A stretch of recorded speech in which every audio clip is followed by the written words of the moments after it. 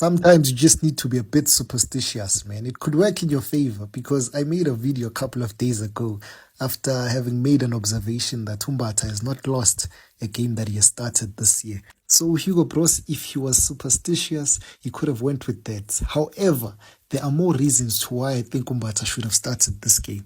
This game was similar to that of Czechia in many ways, right? Canada were very, very aggressive in transition. So that needed maybe an extra layer of protection in the first half. Of course, we managed to still keep a clean sheet while Aurelia was there, but I feel like Aurelia was going to be more effective in the second half when Canada were already frustrated and are now desperate for a goal. That's when some of those channels open, right?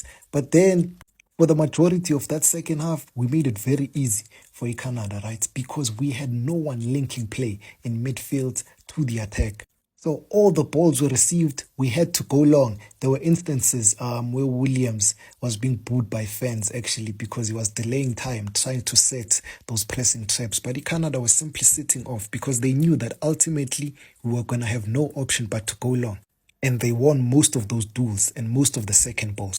Because we didn't have a number 10, again, we didn't have anyone close to the final third. Okanye, if you've already made the mistake of taking out Horile, introduce Abo Moremi early on in the game, 60th minute or something, not that late, because they will not be very effective. You saw Wikram Reyners, he came in, he was still cold, was given a pass, fluffed his lines in terms of the first touch, and lost that opportunity.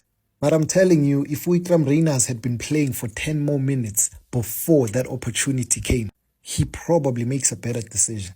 But anyways, all of this is on hindsight. We are trying to analyze and give a different perspective.